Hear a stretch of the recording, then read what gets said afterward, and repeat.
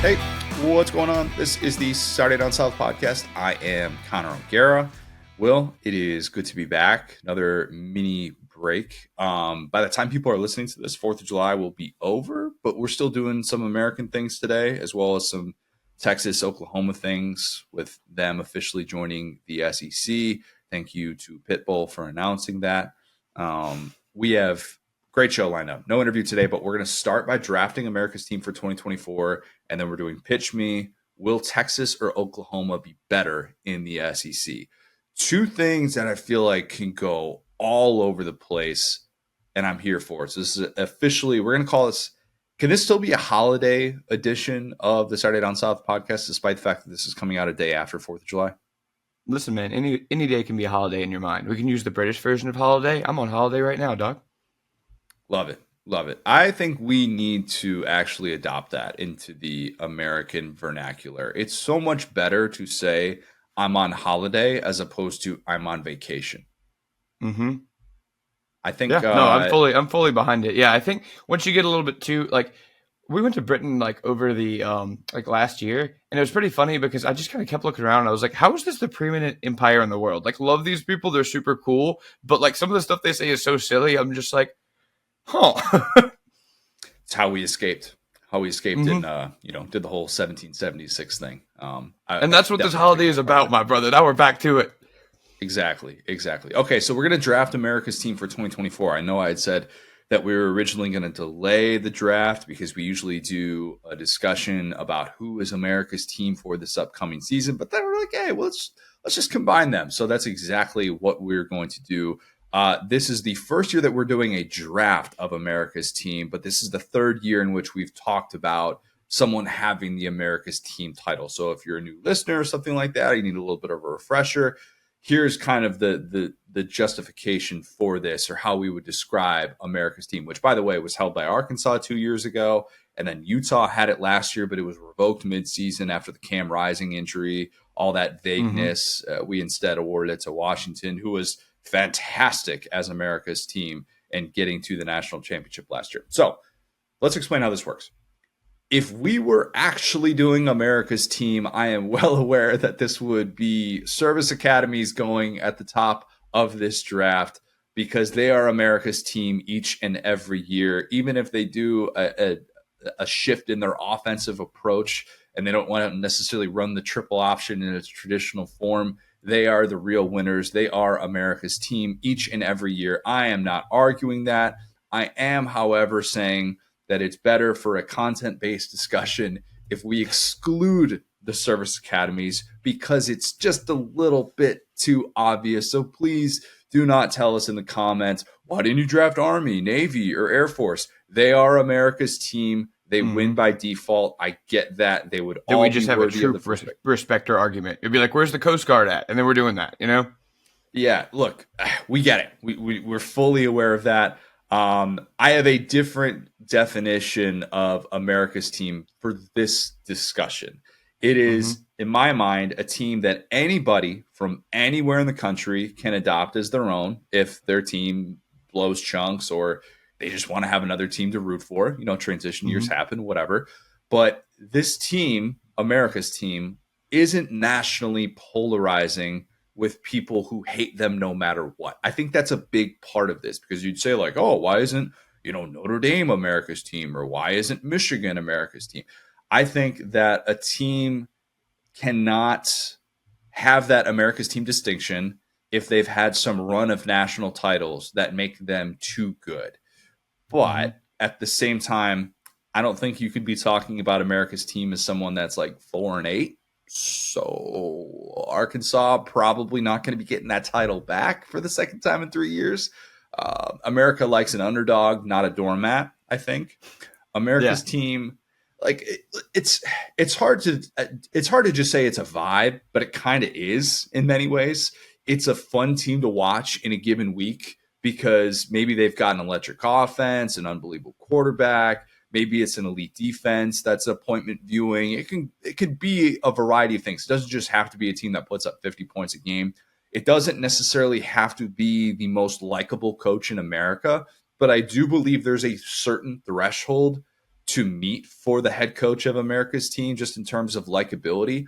I think an unlikable coach can significantly hurt a program's chances of being America's team, because if you are flipping on America's team, you do not want to be disgusted with the head coach. And maybe that eliminates a certain team that one of us roots for. Maybe it does. I'm just saying. Maybe it doesn't. Yeah. I don't know. Well, Just I think throwing like it it out goes there. back to your point about like, okay, so teams, because I was thinking about like 2019 LSU, or like some of the, like even last year's LSU team could be seen as America's team, because you have to have some struggle in there, right? Like it can't be an Alabama or a Georgia. You got to have remembered no quarterback. You got to have remembered horrible defense. You got to have that humility that makes you excited to play football, right? Because like there's nothing, like we always joke about joyless murder ball with Alabama. That can't be America's team because the expectation is so high. But part of the America's thing, like moniker or America's team, is to overcome that adversity. You feel me? So like that's kind of the fringe of the best team that could be America's team in my mind, is like one of those teams that like, and I know I'm just using LSU as an example. You can even use Oklahoma, like some of the older ones, is this team with a horrible defense. They're overcoming themselves, right? Like, you know, they're not the number one team. They're not a wagon. They're not cooking everybody all year. Watching them is fun because you're rooting for them. It's not like, oh, they're blowing everybody out by 40. I don't think Georgia fans, you have an argument for America's team for the point that Will just mentioned. Okay. Yeah. You can be your own team, and maybe once upon a time you were. I don't think those days are current in which you can't be the America's evil team. empire and the plucky underdog. I think Georgia still might be a little bit in that transition. Once you won the second one in a row, guys, you're not the plucky underdog anymore, all right? Agreed. You have graduated out of that. Okay. Yeah. It's a badge of honor to no longer be part of that. And you could still have a national fan base, but it just doesn't necessarily qualify you for that. I think hateable fan bases can hurt you in the America's team discussion. I respect what Michigan is about, right? I can respect Michigan as a football program, but last year made Michigan fans go from probably about a 9 in terms of annoyance level with me to about a 15. I mean, just insufferable. If you can't see eye to eye with that team's fan base, I don't know that they should be eligible to be America's team. And speaking You know of what's Michigan, funny about them, though? They have almost tried, because I was like looking at the list. I was like, do they kind of have an argument? The answer is no. But if you think about it, like the way that they kind of did the internal hire with Moore, the way that it's like they created a controversy and then used the controversy as if like the man made it up. So like that's going to be their vibe internally this year for sure. It's like nobody believed in us last year. We got this internal hire. So like it's all, some of it is PR to a degree, but I think we're just not buying Michigan's PR. Jim Harbaugh thought Michigan was America's team last year. Right. And everybody else is like, yeah, no, that's not really how this works, guy. Like, you're under investigation for a massive cheating scandal. We've consumed cheating. Trust me, like, there is nothing that captivates an American audience more than deceit. But at the same time, I don't know that We're makes a pro you... deceit society. I think you nailed that one. We very much are. We do. Trust me. We love a good cheating scandal. But I don't think Michigan being at the center of a national cheating scandal made them America's team. And just any team that's kind of been engulfed in scandal in recent memory probably is going to take you out of the America's team discussion. Don't exactly think Penn State in the early 2010s had a good case to be America's team. Probably going to be some pushback. Yeah. Some might argue that's a little bit of a preventative factor in your likability. I would argue James Franklin is a preventative factor with Penn State being America's team, but that's way, way different than what we're talking about. I also think that America's team should be one that Americans can watch on a given college football Saturday and not need to be like on ESPN Plus or finding that alternative CBS Sports channel that shows the Mountain West, and you really have to know your way around your YouTube TV cable package or something like that. So that probably favors the core four more than the group of five. So that's probably something that needs to be considered. But I do believe at the same time that there have been years in which Boise State has had a really strong argument to be America's team. 2020 Coastal Carolina, by the end of that season, I think they were America's team. They captivated the nation with a very uniquely prolific offense, which was Service Academy adjacent, but they did it Hmm. with mullets and they did it with their own unique style. Like they were America's team in 2020. So that's the beauty of this discussion, Will. And it's kind of vague, kind of up for interpretation, eye of the beholder. The vibe that you read from a team can make or break their status. And maybe part of this is a bit pitch me ish, right? We're trying to make the case, and that won't always come out in the graphic and when we do the votes and stuff. By the way, you dominated that last vote with best SEC teams of the 21st Yeah, century. man. You absolutely destroyed me. So good on you for I'm taking a care of Bama business. homer. I go with what I know. Okay, I love that Tad. All right. Well, I knew I was cooked. I knew I was cooked from the moment we got past round 2, and you had taken 2009 Florida or 2008 Florida 2008, rather. yeah. Yeah, I was donezo. That was not going to be a victory for your boy. But yeah, anything that we need to add to the qualifiers for who can be America's team? No, yeah, I think that's pretty much the feeling I imagine is like you cut on the game. You don't have to have like a jet flyover or anything. It can be a small team, but you just kind of see the crowd and you're like, this is it. This is why we pay taxes. This is why we deal with our political race we're seeing right now. This is what being America. This is why we're sticking around. It could be a team in which you want to close your eyes and just transport yourself into that student section, Yep. that crowd on a given college football Saturday, and you're like, man, I just want to soak that in. Okay, that can be so many teams across college football. I'm just now realizing where I just had like 10 teams under my mind that I don't even have on my list in which I would make that case. Will, would you like first pick or second two? As funny as it is with this one, I think I'm going to take number one. Oh, I am very, very surprised. Okay, I definitely thought you were going to take second two because I don't know that there's a clear number one. At least there wasn't for me. Maybe there will be for you. Who do you want to start with? Oh, I think there's number one with a bullet. This is the Ole Miss Rebels. Oh, okay. Did not have Ole Miss as this in this on my big board at all, which just goes to tell Really? you how all over the place this is going to be. Wow. Maybe I should Okay. have though. Yeah, so maybe tactical error here, but to me, this stands out just so far above. They represent everything. And again, we can talk. I'm just going to make a little caveat about the mascot. I've talked about the mascot. That definitely for a segment of America, I get it if you don't want to root for the Ole Miss Rebels. I get it. Land all right? Shark Tony. What's wrong with Land Not Shark Land Tony? Shark Tony.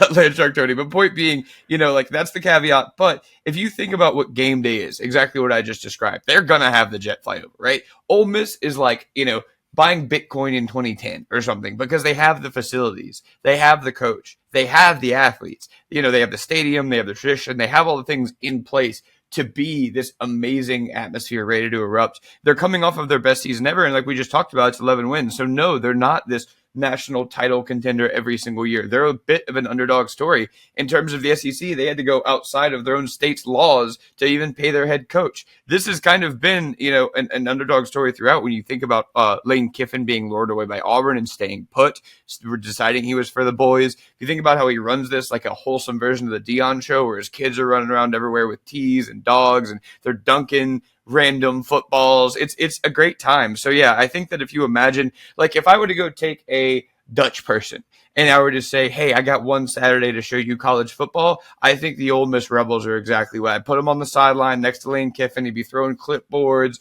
He would have a new gimmick every game. He might pick up dipping or something and just be spitting that out while he's beating somebody by 20. I think Jackson Dart looks like the guy you would cast to play a college football quarterback in a movie. I think he's running back like I want to do Last Chance U, but with Ole Miss. I want to have all these guys from all over the country. They brought in through the portal. The portal video is sick. Their video team is sick. Have you seen the fire they're putting out from their video team right now? It's very good. It's very, very good. And I think that's part of it, like just how you're viewed in that sort of way with like everything that Lane does looks bigger than life right now. And there are so few instances at Ole Miss, at Matt Luke era, in which I've thought to myself that program is bigger than life, and Lane has elevated it to that status. I didn't include Ole Miss on my big board, Will, because I thought Lane was too polarizing, and I thought maybe he's a little bit too hateable. But at the same time, does Lane have a positive approval rating? he probably has more people that like him that hate him, I would say. I mean, I'm a hater. I'm an LSU fan. I used to hate him. I mean, I didn't really hate him. I disrespected him. I was like, hey, this guy's never going to win anything. Da, da, da. I think after last year, he's kind of gotten that off his back. And like we joked about with the bully graduating, same is not there anymore. So at the end of the day, it's really kind of in terms of the top of the SEC. It's kind of him and Kirby for who's been around, which is a crazy thought. So yeah, I mean, I used to, because here's the deal. Like we've always said, this is my governing principle. If you're winning, that type of stuff is cool. He was not winning enough before, right? It's like the reverse Dabo. It's like you tolerate it when you're winning. For him, you think it's cooler when he's winning. He gets going, whereas when he's losing, the haters are louder. It's a good argument. It really is. And I'm now regretting not having Ole Miss on my board. I think I overthought that. I definitely think I overthought that. They have too many elements that are likable. And the title of America's team should probably go to someone that embraces the portal in this day and age. In 2024, that is definitely Ole Miss through and through. That's a really good start, Will. And I am now post second round SEC 21st century team levels of concern with my big board here. Okay, we're in trouble. Just when you make the graphic, don't put Ole Miss Rebels, please. That's all I ask. Ole Miss Land Sharks. Land Sharks. That's what we're going to call them to be America's team. Definitely. All right, let's I got two here. I'm going to go with Kansas. That's a good one. And it's not just the colors, although it definitely helps that you could probably just wear red, white, and blue. Same with Ole Miss as well. And, you kind of already look like America's team. You have American colors. Lance Leipold, as America's coach, just kind of feels right because this man has taken Kansas to places that I didn't even think were possible. Top 25 finish last year. He's got Buffalo and Kansas, a top 25 finish, which is just a remarkable feat. He denied interest in other jobs like Washington, and then instead of pulling the old Jim Schlossnagle, he decides to actually stay true to his word and stays at Pulling Kansas. the old Jim Schlossnagle. I love that. He schlossed it. That's probably he schlossed it up, man. Yeah, he did not schloss it up at all. And that's not to say that he's going to be at Kansas forever, because with all due respect to that program, and I know they have plans to be able to expand that stadium and do big things to it, but he's going to be a candidate at every major opening in the near future until proven otherwise, unless it's a Matt Campbell situation. He kind of fades into oblivion or something like that. But I think Lance Leipold is wired a little bit differently with his background. And again, this is for 2024, and Lance Leipold is on board for this upcoming season. Kansas is likely going to be a preseason top 25 team, dark horse candidate to win America's Conference, the Big 12. Jalen Daniels, not Jaden Daniels, very fun quarterback to root for. He is a guy that, like, when I close my eyes and think about him, I think about that Liberty Bowl with he and KJ just going back and forth. And that game was incredible. One of the best non-New Year's Six Bowls, probably, recent memories, just in terms of entertainment value, even if that was just a totally bogus targeting call at the end of regulation there to extend that game. But that's neither here nor there. Last year, Will, Kansas was 62nd in the country in talent composite. And Jalen Daniels goes down in September, season-ending injury, right? That is not the ingredients for a breakthrough season. And instead, Kansas wins 9 games. They beat Oklahoma, ended an 18-year losing streak against the Sooners. That was a huge, huge deal. They rushed the field.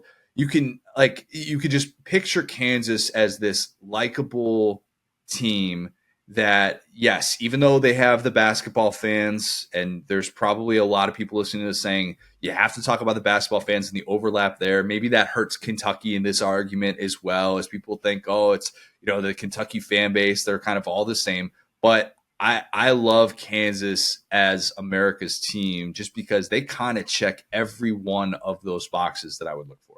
You got a silly little mascot and made up. Like, if you're going to make up an animal, that's such a wild place to start. Yeah, no, I had them third. I fully agree with you. I think they are just every time I've watched them play, it's been electric. Like, I feel like that Oklahoma game was nuts. I feel like Kansas has found a way to kind of beat like Texas and Oklahoma on the way out. They've been this little like plucky underdog, but to your point, they found kind of their guy. And yeah, you got to deal with that every year as far as the coaching searches, but that's just how the sport goes when you're winning and you're that type of market. That's what it is. But yeah, I think that's honestly the only thing, quote unquote, going against them is the permanence of it. But it could just be a situation where Leipold loves it there. They hang out in the Big 12. They compete for it every year. That would be the dream. And that's what college football is starting to kind of lose. So, yeah, I think that's a good example of just watch a random game. They're a good game to watch.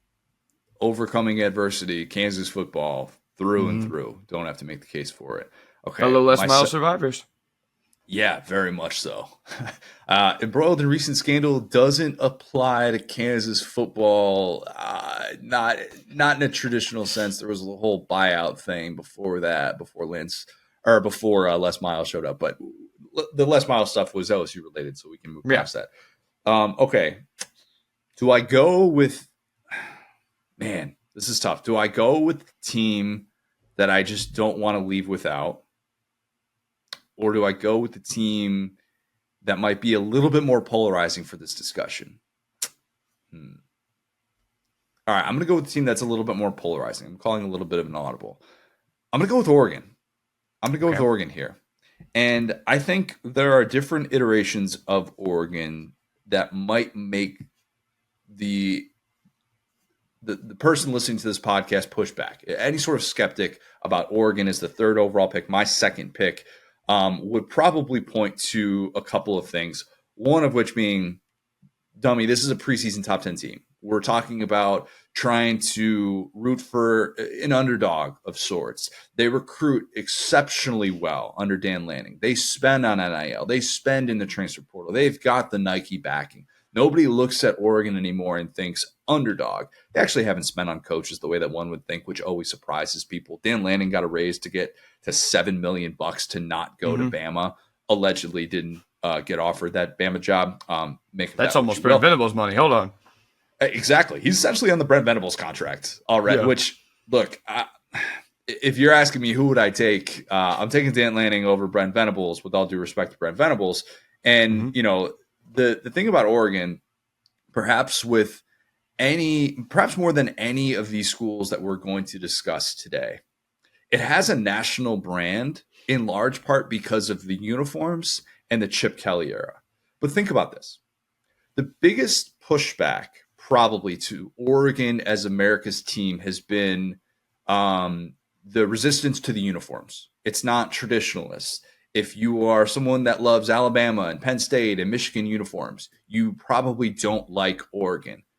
But that concept of changing uniforms all the time, doing different things, it's not new anymore. See, so many teams do that. So where Oregon is kind of more of the trendsetter, to where it's not as hateable maybe as it once was, where it felt so unique and so different compared to the rest of the country. So I don't really know that you can be like, oh, well, they come out in a chrome helmet. They don't have a single piece of green or yellow on their jerseys. I can't root for that team. I think that's just a little bit different now compared to what it was, 10, 15 years ago. And I think the other pushback for the casual fan, a traditionalist, would have been, well, the Chip Kelly offense, they're all about speed and it's more of like a finesse team. Dan Lanning's teams are not that. They will punch you in the mouth. They will play exceptional defense. At least they did last year. They didn't really as much in year one. But I understand some of those Pac-12 teams still hate Oregon. Okay, I'm not denying that. They have teams that hate them for sure. But only 3 of those Pac-12 teams are with them in the Big Ten now. And there's almost like a new group of teams that will maybe learn to hate them, but haven't learned to hate them just yet. If you want to root for a team with a legitimate chance to win it all, but you can't stomach the idea of rooting for Ohio State or Georgia or Texas or even like a Bama or somebody like that, Oregon is America's team for that, because they've never won it all. And they haven't made the playoff in a decade, which is kind of weird to think about. You always think like they've been in that discussion. They haven't made the playoff since that first year. Of course, Marcus Mariota, they made it to national championship, loss to Ohio State. And I'd argue the Dylan Gabriel angle of this, even though you're more of a Dylan Gabriel guy than I am, he's a guy that's trying to end this prolific college career with a national title. And if he does that, like, I think there will be a lot of people that are really on board with seeing that kind of play out. So I think that kind of adds to the America's team discussion. Maybe a controversial pick, a bit of a roll of the dice here for me to go with Oregon, but I feel like they they are worthy of this discussion, despite the fact that they're going to be really, really good this year. So I gotta, if this were pitch me, I would have to declare this because I've always hated Oregon, and it's not because of their uniforms. I hate how new money they are. Hmm. I hate that like Oregon. Like there's a stat I don't want to like look it up necessarily right now because that's not what this is about. But they had more 10-win seasons after Chip Kelly got hired than before it, and I feel like Oregon has gaslit everyone into thinking that they were like this historical power for, or at least like in the conversation with Washington, USC, UCLA. And I think what gets me about them is that they, like I said, it's the way they've moved lately. It's like you got your Phil Knight money.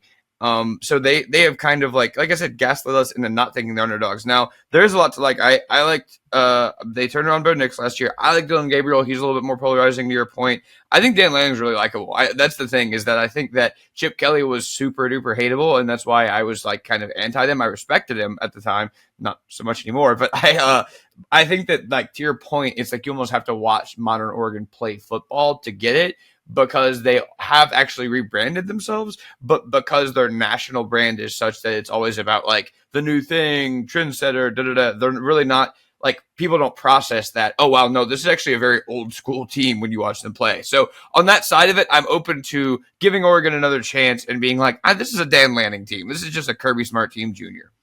If this wasn't Dan Lanning, I don't think I'd be making the case for Oregon. But I Mm-hmm. think the average fan can look at what they've done the last couple of years and be unbelievably impressed. So again, it's a little bit different than like the plucky 8-4, 9-3 type team, maybe a 10-2 sneak into the 12-team playoff. It's probably going to be considered different than a lot of these other teams that might be the true outlier on this list. But I do think that there are so many likable pieces of Dan Lanning's version of Oregon.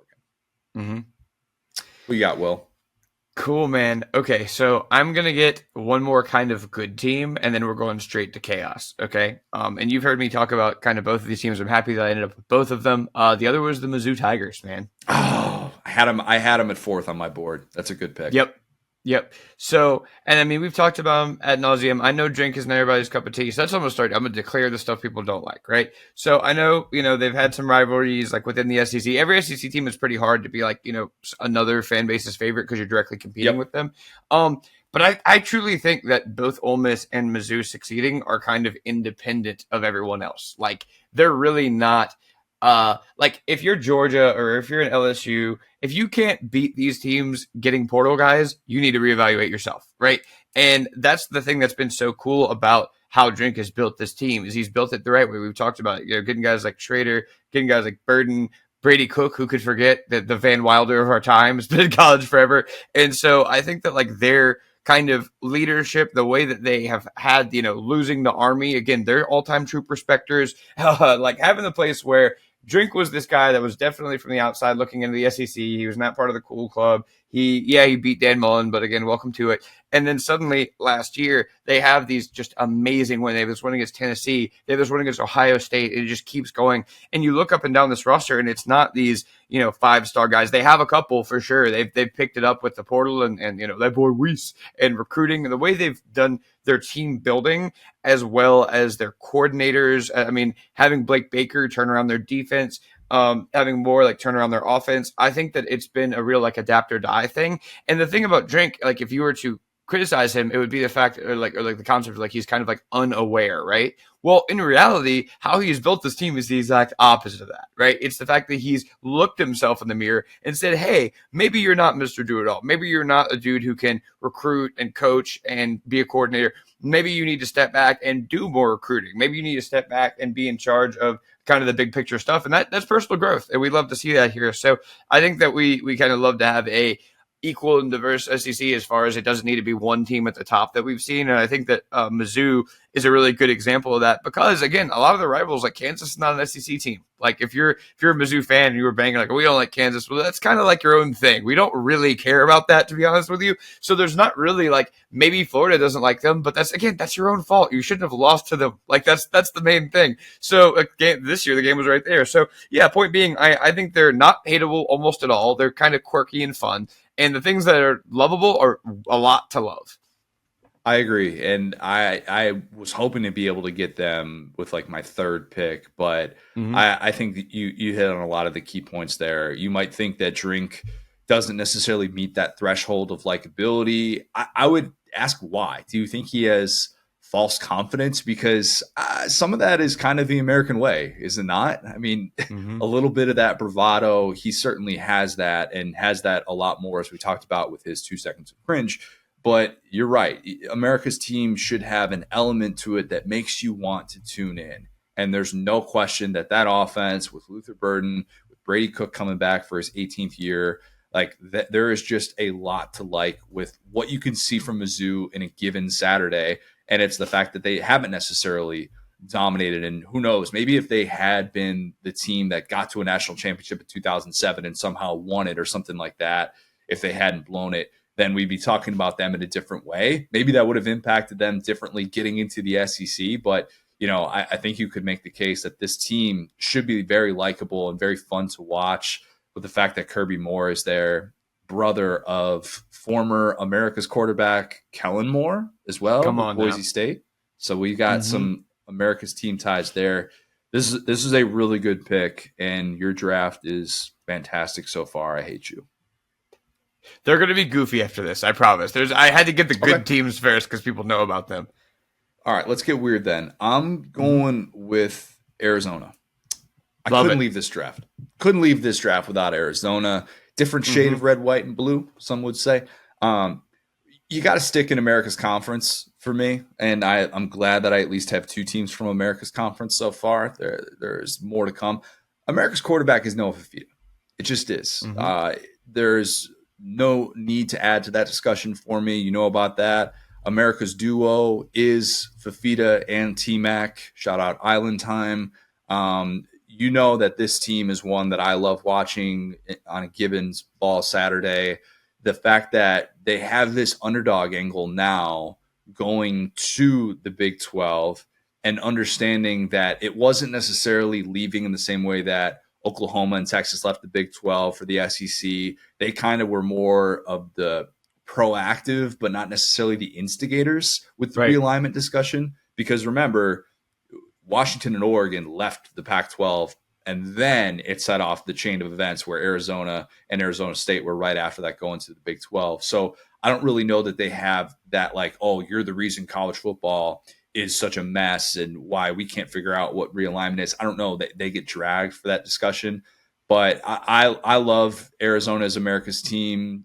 In addition to the underdog angle for going into a new conference, you have a coach that just left you. Jed Fish is off to Washington. He leaves for a bigger and better job. Brent Brennan steps in as someone that I think Arizona fans are really excited to be able to kind of see what it's going to look like. Somebody that has All had time kind of a football unique name. path. It is an all-time Brent football Brennan. name. First cousin of Colt Brennan, who, yeah, the late Colt Brennan. Once upon a time, America's quarterback. Don't dig in too much to his personal life, just more so the offense that he played in. Hmm. The way that this team could operate could be very similar to Mizzou, where I think they're going to put up a ton of points on a weekly basis. Might be frustrating on the defensive side of the ball with the pieces that they have to replace, but you could probably tune into Arizona, see B-roll of a beautiful campus that just always looks unbelievably, well manicured and stuff like that. You can Hmm. watch a fun back and forth game that goes down to the wire, a little bit of that Pac 12 after dark feel. And unless you're a friend of the program, Matt Barry, notable Arizona State grad, do you Hmm. really dislike Arizona football? I don't think so. So I think they're a worthy third pick for me, fifth pick overall. Yeah, I one of my coworkers went to Arizona, and I didn't realize how wild of a place Arizona is. Yeah. They have a T Rex at their on campus McDonald's, Connor. When you say they have a T Rex, dinosaurs have been extinct for a couple of years. Yeah. A T Rex that is one that stands next to the structure of the McDonald's on the Yes. outside that looks like a real T Rex. Okay. Yes, I think it was related to like a promotion, maybe with Jurassic Park, but like they just have a giant T Rex. They are such a funny institution that we really do not talk about enough. all the just like the scandals, quote unquote, that Arizona has had are just very stupid, basic, like the NCAA is stupid type scandals. And like it feels like about every year something actually kind of happens with Arizona, but we don't really put them all together. And as I like talk to my coworker about this, I'm like, this place is crazy. This like the Nova Feed is a great example. Like the guy, like every once in a while they will have, actually pretty much every year they have a player that you're just like, huh, this guy is super duper fun. So yeah, I think especially like, oh man, RIP Pac-12 after dark, but they'll be playing after dark because that's how time zones work. So it's always nice to have one of these like nightcap games with like a chaotic school like that. I think that's cool. And you could have Gronk on the sideline just being Gronk, Yes. in an unscripted setting in which he's not going to be hopefully mic'd up and saying something that is just so frustratingly awful. And I'm not a Gronk guy. I'm actually not. That probably hurts them in this discussion. I just think that all of his commercials are terrible. I think he's like the worst actor in human history, but people are just like, oh, he's Gronk. He's so fun. To me, he's like Grow up, USAA. bro. The USAA commercials with Gronk, Yeah. I mute them every single time. Like he is terrible at this. He's good at being an entertainer, being funny, but yeah, just throw Gronk on the sideline with like an Arizona basketball jersey and just flexing into Look, the we got camera Nick or something Foles. like that. That's all we need, okay? Scooby, come on now. Good point. Good point. Notable nickname, Nick Foles. Look that one up. Or don't. All right, who's your third pick, Will? So this one, like I said, is completely off the board, but I think it deserves it. The Texas State Bobcats. Okay. I'm a big Texas State guy this year. Jordan McLeod, JG Kinney. I didn't think that they would get picked here because I included them in our who they'd be best to start a dynasty with. But that's wow. Okay, I did not expect you to go in that direction. Texas State. Yes. So Texas State is kind of like if AI generated a college football team, right? So I'm a little bit biased. My girlfriend did go there, and I've been to their campus, and it's a shockingly beautiful campus. They have what UCF has been trying to get for years, a lazy river. They have like it's a very sick the university students just like get on tubes and they like float down this little place at San Marcos. Super cool. In terms of their vibe, like they have like that Texas star that we all used to draw on our notebooks. That's like their logo, and their Bobcat is just a silly little guy. Like their social media team is very funny. And like to your point, like JG Kinney is like a former UCF / Eagles guy who has like really got them on the right track. He obviously could have taken a bigger job after the season and the great things they were able to do. But of course he did what everyone does when they get serious in college football, bring in TJ Finley. And that to me makes this incredibly funny because I want to see that dude in like year, what would this be, like 5, just in the middle of nowhere in Texas, riding a lazy river. I want to see because there's something about football in Texas, and the Longhorns will never be America's team because they're way too polarizing. But I think you got to encapsulate some of that, like Friday Night Lights vibe of when the sun starts setting in the Texas sky, as George Strait once said, and you can go take in a game, you can go be part of this like new kind of like atmosphere. So yeah, like a lot is made about, a team like we talked about, like Ole Miss or like one of these older teams where it's cool to see everyone when you're in a stadium like this or a place like this, everybody there wants to be there. It's not like their grandma went there. It's not like, whatever Pop went there. So I think they're going to be a super duper fun watch from your couch for sure. And like I said, they play in a beautiful place. I think their coach, their coach for sure is going to be a guy that we look back at 5 or 6 years ago. Wow. I wish we could have watched more of him at Texas State, GJ Kinney, somebody that I suggested as a potential Arkansas candidate. I'm not trying to dunk on your pick here because I'm a Texas State. I don't want to say apologist. I'm a Texas State supporter. I'll say that. But would it change your pick knowing that TJ Finley's no longer there and he transferred to Western Kentucky? Dang it. He sure did. Well, I said they went out and got him. That's what you do. Now he loses the job because he stinks. But yeah, no, he was good last year. He was great last year, and then he transferred to Western Kentucky. He's playing in another prolific offense. Yes, no, they got the guy from James Madison. They got Jordan McLeod. I said Jordan McLeod at the top. There we go. From James Madison. Yeah. So, I mean, and that's the thing. Like, they're using the portal consistently. My Texas State depth is not that deep, but I do know those couple of guys as far as that's what you got to do, especially if you want to be an offensive team that makes a splash. You got to go get these guys that have a story that everybody can rally behind. So, yeah, I think it's super cool. All right, Texas State. The diehards will know. The diehards will know. That might help you on in the poll. All right. Okay, where do I go? Do I go with one that's obvious? These are so similar. All right, I'm gonna go with Utah. I'm gonna go with Utah. I feel like I've Hmm. taken Utah every single year. And some, well, I've at least suggested them because we've obviously never done Hmm. a draft for America's team, but I've always mentioned them in the discussion for America's team. Last year's original winners of America's team.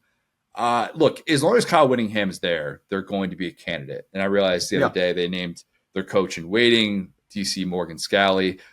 Very unique to have a situation like that where you can actually name a coach in waiting. I know Kentucky did that a Hmm. little bit ago. Other programs have tried. It doesn't always end up well. I don't know that that makes him more or less likable, but it's just a reminder that Kyle Whittingham has been there for a ridiculously long time.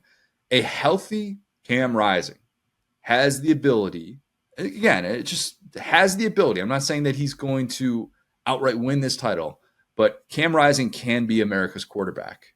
If Noah Fafita, for whatever reason, doesn't pan out, transition into the new offense is a little bit different.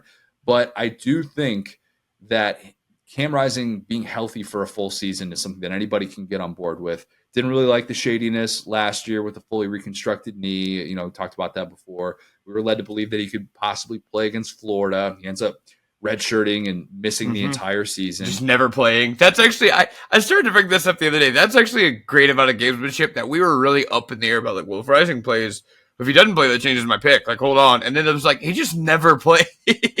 Yeah, because I mean, we didn't know that he had, like, you think it's just a torn ACL, and then, oh no, he just needed to replace his entire knee. And Right. it's, Yeah. if we had known that, we would have kind of been like, Of yeah, course. he's probably Yeah. not going to be able to come back. But yeah, the hopefully the health of the knee is able to hold up. I think if he's back, he's a modern day version of another legend in the state of Utah, a certain Jim McMahon, very Hmm. similar style. Who, Yeah. by the way, I didn't tell you this. I'm 90% sure I saw Jim McMahon at O'Hare the other day and didn't Oh heck say yeah, bro. anything. Yeah, I didn't say anything though. I thought about going up to him, but it was the pre-boarding. I just need to like Hmm. go and get like a water or something like that type of, just something to be able to have on the plane. And so I really was caught off guard for it. I was looking for a Gatorade Zero, very unsuccessful in finding one. And I passed by and it was a flight to Wyoming. And I'm almost like I almost went up to him, but then I realized I didn't have a line ready to go. I would have just said, Jim, is that you? And that would have felt really, really weird. Unfortunately, did not turn into a Brian McCann situation where he engaged Hmm. with me and we became buddies. Those situations are one of one. But anyways, Cam Rising, he plays the game like your dad thinks quarterbacks should play the quarterback Yeah. position.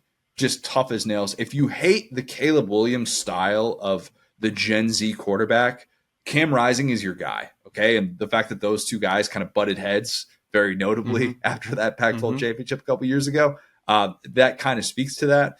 And also, Kyle Whittingham is probably your guy if you're more of the purist. I want to see college football played in the trenches. None of these spread it out type offenses. No, we want to run the football. We want to play defense. He's a top 10 coach in the sport. That's why he was drafted so high in our non-SEC coach drafts. He's going to retire there. You can turn on a Utah game and see one of the most scenic, beautiful venues in all of college football.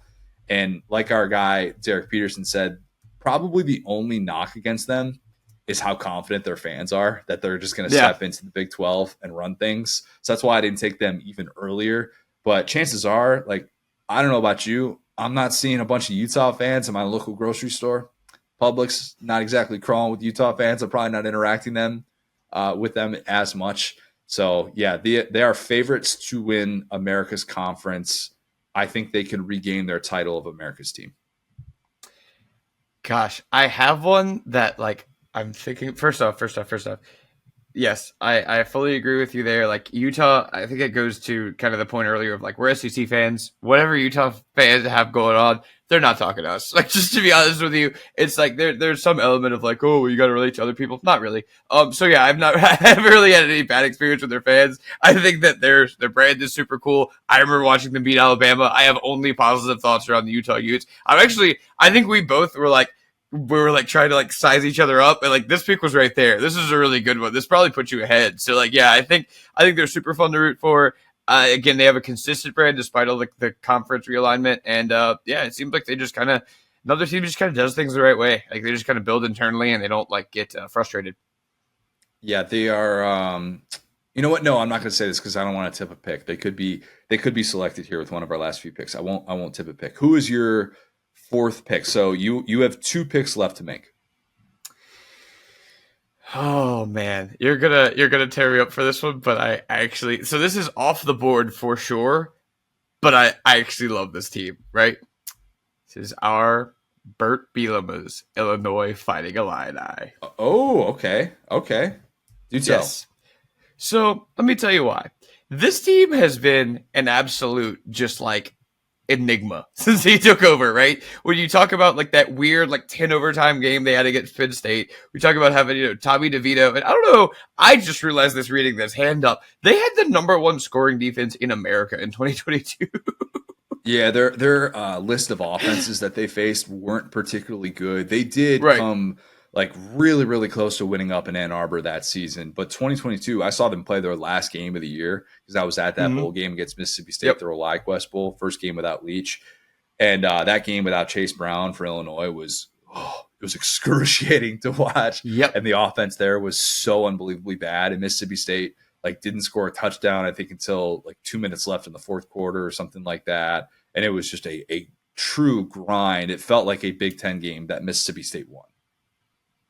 Yeah. And like I'll say this, like here's what's beautiful about them is they have that amazing shocking season in 2022. And then last year, they pick up Altmaier, they go 5-7. This year could really be anything in between. And that's why I love this team. Because the Brett Bielema experience at this point, who's to say? We know they got Zachary Franklin. We know they got like some dudes, but that's the thing. You talk about Chase Brown. They're also a team that's always kind of found the guy. So like, I personally, I obviously have no connection to Illinois. You're closer to it than I am. But every time I've turned this team on, I have either been laughing or cheering over the last 2 years. And I'm really fascinated by what they're going to put on the field this year, because truly it's like, what are the expectations of this job? What are the expectations of Brett Bielema? What are the expectations of the defense at this point, because they were so good and then they fell to 96 last year. So yeah, I mean, I think that like if you look at it, they've actually been like shockingly pretty good in the portal. They've been able to like kind of get some guys like Terrence Brooks from Texas.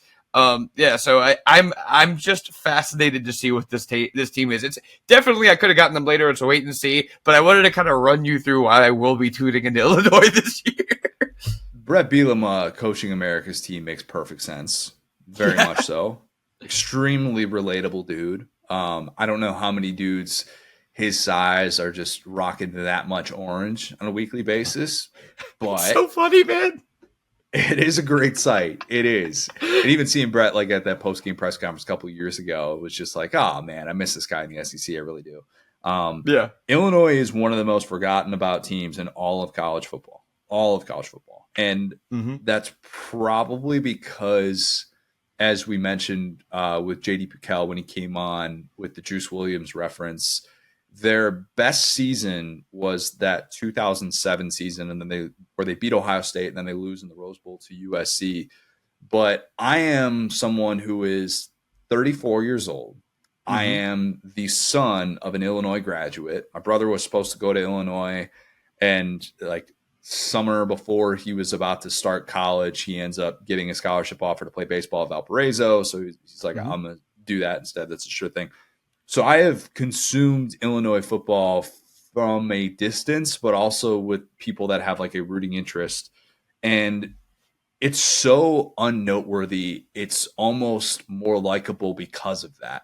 You know what I mean? Right. Like there is an element here that's similar to Kansas, in which it is a basketball school through and through.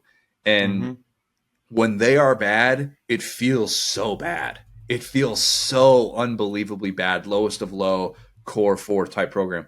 But the fact that they actually have an identity right now that's kind of fun to be able to tune into on a weekly basis. And they're the type of team where if they're playing in a dogfight against Michigan like they were a couple years ago, you're tuning into that game and you're like, let's go. Let's pull off a miracle. Let's see what you can do. So I like that pick. You talked me into it. I don't think that's going to get pushed back. I like Illinois here.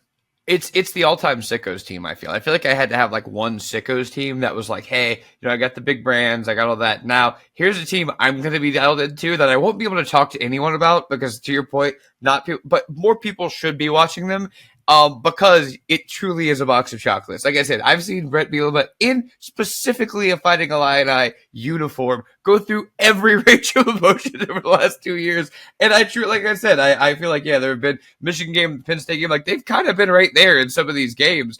And yet, we really don't know how to handicap this season going in. We don't know if 2022 was a fluke. We don't know if 23 was regular. So, yeah, I feel like at least for first couple weeks of the season, if they do turn out to be bad, then maybe I won't turn it on because, to your point, it's not an offensive team. But watching a bad offense with Brett Bielema in the Big Ten, pretty fun, in my opinion. Actually, I think it's so funny that it's worth it to me.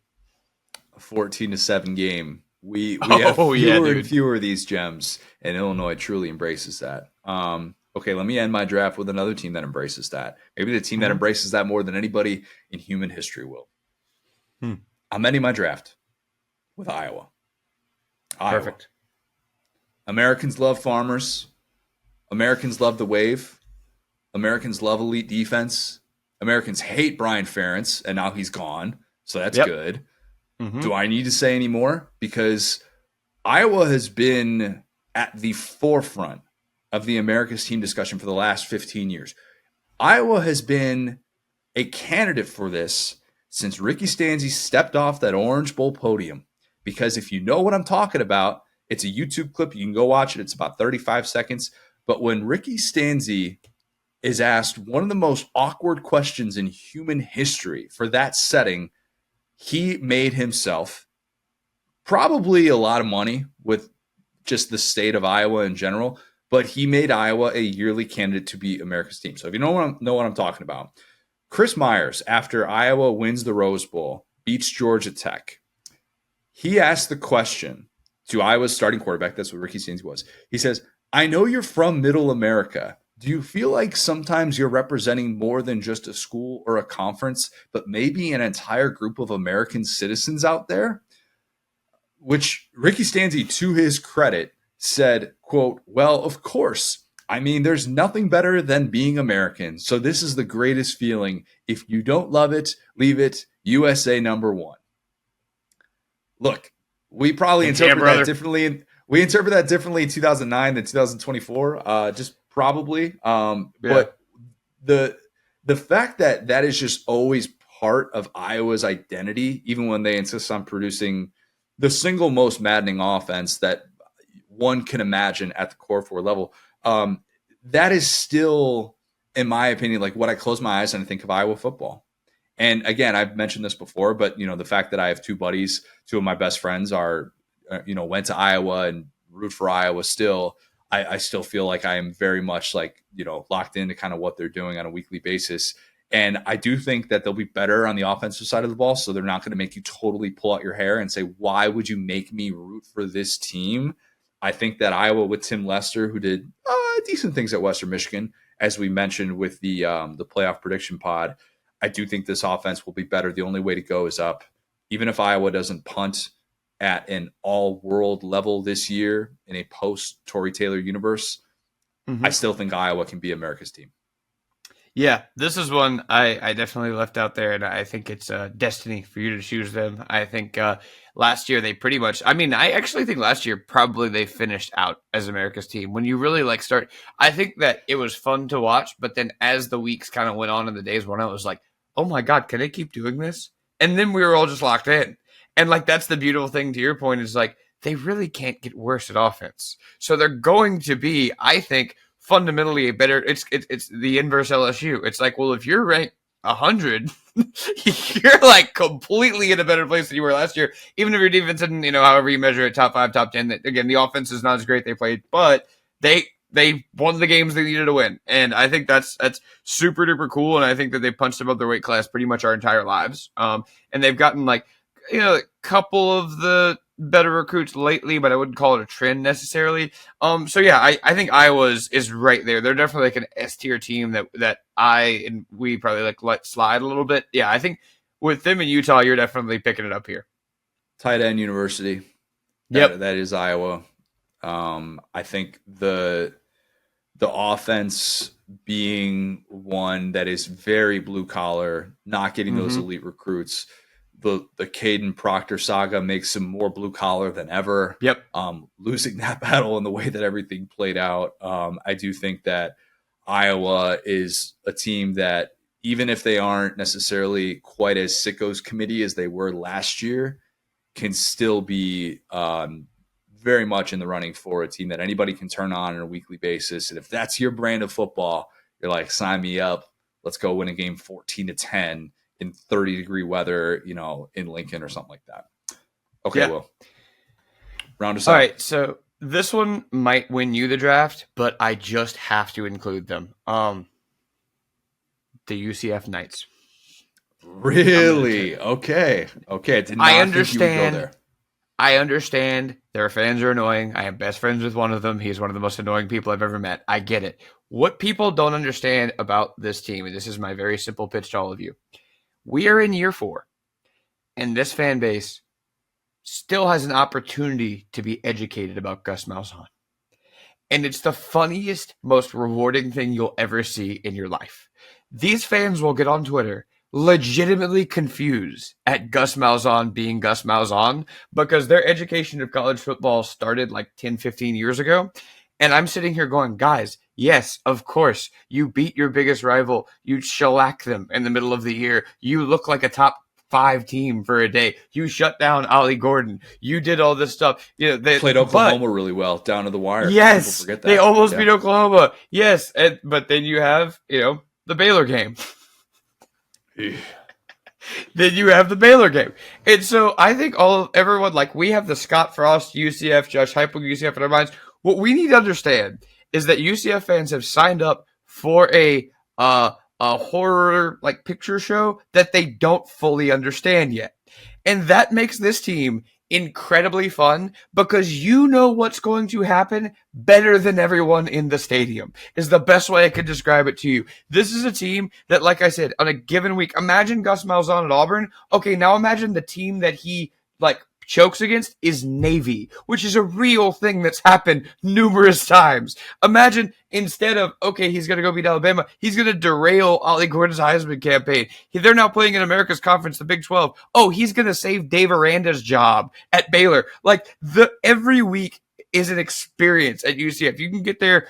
You can get in that stadium for, $20. The Orlando Sunset's beautiful. The bounce house is really cool. It's a good, and I'm not saying this is a good small stadium. They know exactly what they are. The fact that the stands bounce up and down is super duper cool. KJ Jefferson's over there. I haven't even mentioned KJ Jefferson. Buried the lead on that one. I was waiting forever for you to mention that. Goodness, Will. KJ Jefferson was sculpted out of clay for Gus Malzahn. He is the guy that he thought Jeremy Johnson was. KJ Jefferson is... You got to warn Auburn fans before you bring that name up. Come on, man. That was... He is obviously Cam Newton's Cam Newton, but outside of that, there's never been a quarterback that is just so... Well, come on. What did we talk about with Gary Danielson of comparing KJ Jefferson to Cam Newton? I'm saying there's... Because here's the deal. Cam Newton's a cheat code, okay? KJ Jefferson also has Gus Malzahn's flaws. So I'm not saying he would ever, I'm not comparing the two. I'm just saying that, Cam Newton's Cam Newton, but this is the quarterback who is most fitting to Gus Malzahn because Cam Newton was so good he could mask the flaws. KJ has not been.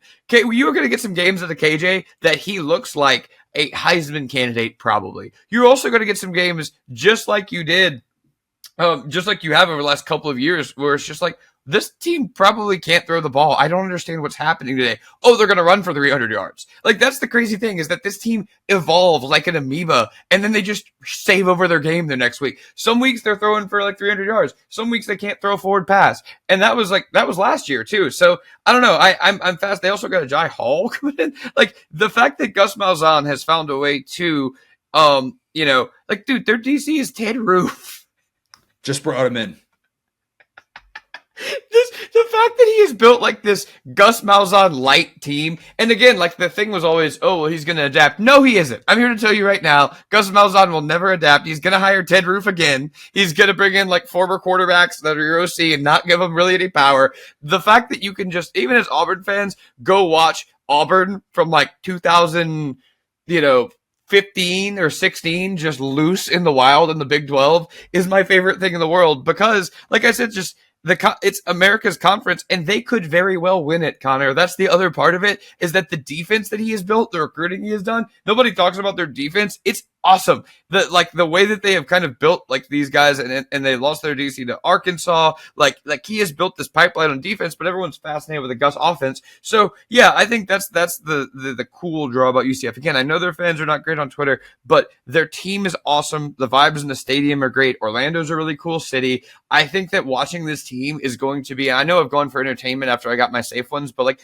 watching this team is going to be like the inverse of why I picked Illinois. They're chaotic good in a way. Like when Bert is bad, it's like very stuffy. When Gus is bad, it is like a supernova. But when he's good, it changes college football. And Gus is like top 5 in guys that have changed college football since we've been watching. And now you can just watch him smoke whoever in the Big 12. It's amazing, dude. It's a good pitch. I do think they're a little bit more sickos committee than America's team. I'll say that. But America's team making the transition of John Rice Plumlee to KJ Jefferson is something I can get on board with 100%. Yes. The volatility is always going to be just this Gus staple, and I'm here for that. I'm absolutely here for that. The entertainment value is unbelievably good. The fans on Twitter, man, they're still Beetlejuice. They really are. Yep. Like they are out there. I swear. And this was before bots became such a big deal with the transition with Twitter and all that stuff. But I swear there are UCF fans that just search UCF all day. Yep. All day. And they 100%. Will respond no matter what you say about them. They are going to have an opinion. Your opinion's probably wrong. You're probably disrespecting them. They are as loud as they come. If you write anything related to UCF, even if it's like a down the middle take, they will find a way to come out and attack whatever you're saying and probably ratio you to death, even if it doesn't warrant it. But that's the best part is, like I said, they are still not coming to grips with the fact because they have been put in this very interesting crossroads here, which is that to acknowledge that Gus Malzahn is horrible in bowl games, a weird preparer, doesn't change his that takes away the magic of that 2017 win. So what they can't do is be real about what Gus is. Because then we start going, how have you lost to Duke twice at UCF in bowl games? That's the funny thing is that it used to be under Scott Frost and Josh Heupel that they kind of had a point. Now it's like, oh man, if I really get into an argument with you guys, I know what's coming next and you don't. And that's the most fun part of this whole thing is like, wait till next week, dude. Like they were in 2022, they were like in pole position to win their conference and they just lost to Navy and then Tulane. And it was like the fact that they were like, they beat Cincinnati. And it's you guys have all seen it. You get it at this point, but it's the fact of like every game is a chance to win. Every game is a chance to lose. I love it so much, man. Okay. Yeah. I think that, gosh, I'm surprised some of these didn't get picked. I'll be honest. But at the same time, I got 6. I got 5 of my top 6 on my big board here. The only one I didn't get was Mizzou. I had let's do some honorable mention here. Yeah, I had Virginia Tech as well, not just because of Enter Sandman, which is incredible. And if you're going to be America's team, you should probably have just this unbelievable entrance. But should be a really solid like on the rise team under Brent Pry, kind of run by, run in a different way than I think I think we think of Virginia Tech in a very specific way under Frank Beamer and what they were in the early 2000s with Michael Vick when they very much were America's team and much, much different program now and the hurdles that they're facing. Plus their OC is Tyler Bowen, 34-year-old Joe Moorhead disciple. That doesn't hurt. Of course. Rutgers as well. Outside of Tennessee fans, how many people hate Greg Schiano? The James Gandolfini thing. They are the Italian-American team of college football, no doubt. Wait. What is the James Gandolfini thing? Hold on. James Gandolfini is, first of all, Rutgers grad, class of 83, shout out. They used to do commercials with James Gandolfini, the late James Gandolfini. Yeah. And where they would be like, there's like a commercial with Greg Schiano, first run at Rutgers, with James Gandolfini sitting down at a table. and a fan comes up and is like, "Oh, I'm such a big fan of your work. Like, can I get your autograph?" And everybody assumes it's for James Gandolfini, and then they like pan to a younger Greg Schiano who looks like he's 25 in this, and he's like, "Oh yeah, happy to help." And that was probably it. That probably came out late 2000s. I would imagine, like, I mean, they were 2000, in 2007. That was, of course, when they got up to number 2 in the country or whatever that was. And that's there's something that's always likable about the Greg Schiano version of Rutgers. I don't know why. It feels very blue collar. If you're looking for an East Coast team, which those seem to be dwindling for whatever reason in that region of the country, probably a team that people can get on board with, and just they've been an underdog for so unbelievably long. I mean, they just had their first winning season in 9 years since like 2014. So it should be better this year. Don't necessarily have like those big headliner matchups, unfortunately, with like Penn State and Ohio State and Michigan. They miss all of them. So you can't really do like they're going to knock off a big power in the Big Ten or something like that. But I think Rutgers is worthy of that discussion, that people just kind of like rooting for Schiano. I don't know. And then who else I have? I had Tulane as well. I'm trying to say Tulane better because Hester says it Tulane, and I want to say it like how Louisianans say it, and I don't think I do because I usually just say Tulane, but I should say Tulane. I just always just say like a two-lane highway. Yeah, it's like two-lane's cool. It's good, but you know, like lately they've gotten a lot of buzz, is the way I'd put it. Like they look very, very, very cool now. When I was here, like where we were talking about Tulane a ton, but I will say their branding is fire. It's like kind of the best in the country. Best uniforms in the sport. If you're buying a random team from Home Field, shout out Home Field, you're probably buying something Tulane related. And they've been really good and got a new coach, obviously, with John Summerall after Willie Fritz kind of finally gets that core 4 job going off to Houston. Could be a fun team to root for with Ty Thompson, a quarterback, finally getting a chance after transferring from Oregon. So wanted to include them. And then I included SMU in this. Okay. The teams that can inspire some nostalgia, I think, with a different generation. That's my type of nostalgia right there. Yeah, like obviously, the Pony Express teams. If you haven't seen the 30 for 30, what are you doing? You should go watch it just right now. Like pause this podcast and go watch it. It's that good. I think it's the best 30 for 30 that's ever been made. I think that the transition that they're having to the ACC, some might look at that as like, oh, that's kind of weird. They're not as likable in this new conference, new identity. But if they're good, which people are expecting them to be, and we all of a sudden get the talks of the return to the Pony Express days down the road, now that they have, the funding to finally be in a Core 4 conference, that could be part of the discussion. People also just love Rhett Lashley. You ever notice that? People love Rhett Lashley. If you suggest someone, like if you make a list, I remember like I made a list of candidates for Arkansas. I was like, why didn't you put Rhett Lashley on there? It's like, well, I didn't do that because he's now at, he's no longer in the group of 5, so it's a little bit different. But people just really like that dude, and we'll go to bat for him. So included SMU here, also red, white, and blue, and then Georgia Tech was the only other one that I had because Haynes King. I just love Haynes King. I'll never not love Haynes King, and probably a little bit more Sickos Committee quarterback than America's quarterback. But just a fun dude to watch. And also, if you want to watch a team pull off one of those big-time upsets and you're like, oh, this team is up against the ropes, like they play FSU in Dublin to open the season week 0. Miami, could they like quiet the Miami noise just like they did last year with that wild sequence where Miami should have kneeled it and they didn't? And then, they play Notre Dame, they play Georgia, so they have those opportunities there. Opportunity to kind of be that up and coming underdog, create chaos sort of team, Georgia Tech. Anybody else that I should have included in this? See, I love drafts like this because our list is completely different. I think all of those definitely make sense, and like that's like you get a little bit more like down in the college football side as far as like the transfers and stuff like that. Like those are all good points for me.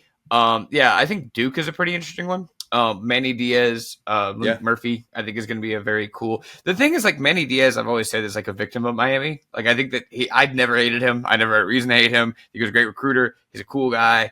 He kind of got redemption at Penn State. He's coming back at Duke. I think that's pretty cool. I was either going to obviously pick this team or UCF. I had to pick one. USF, I think with our boy Alex Golish is going to be super duper Yeah. fun.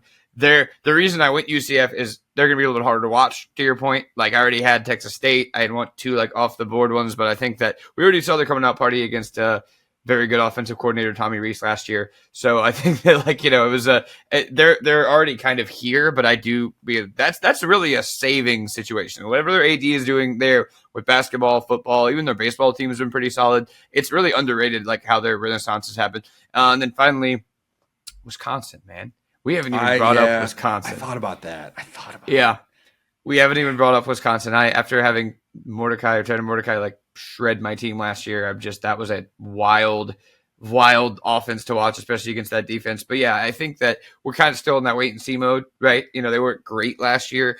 So watching like a bad air raid offense is not fun at all because they just get off the field quickly. But I think they're in like that next tier of like, we'll look at them probably in 2025 when they can get their feet under them. But I think that like we talked about it a lot. The air raid and kind of like that Longo style at Wisconsin with those fans with jump around, I think it's going to be massive, but maybe not quite this year, I almost included them, and then I think my frustration of Tyler Van Dyke impacted that.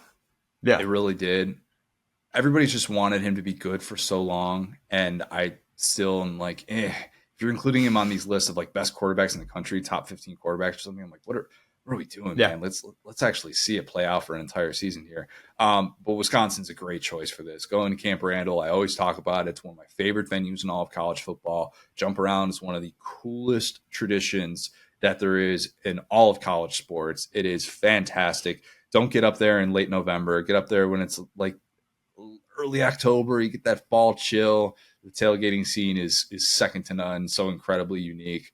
I love Madison. Madison's a cool place. That's a glaring omission on my part. I'm kind of mad at myself. I'm mad at myself that I didn't include Wisconsin for the Tyler Van Dyke reason, and I'm mad at myself for not including Ole Miss because of Lane being too polarizing in my mind. But I think you had a really, really good draft here. Gosh, I like a lot of the directions you went. So let me recap this just to set the stage.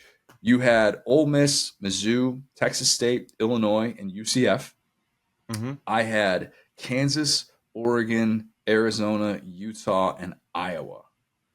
A lot of middle America teams. I didn't go too middle America heavy here. We got out on the coast a little bit. This is going to be a good one because there's reasons to hate. Like I said, I don't like Oregon. Most people don't like UCF. Like there are some teams in there that are very polarizing. Same deal with Ole Miss. So I'm fascinated to see how this vote turns out. Yeah. Yeah. We will have the poll out there on the Saturday Down South podcast Twitter account. So please vote.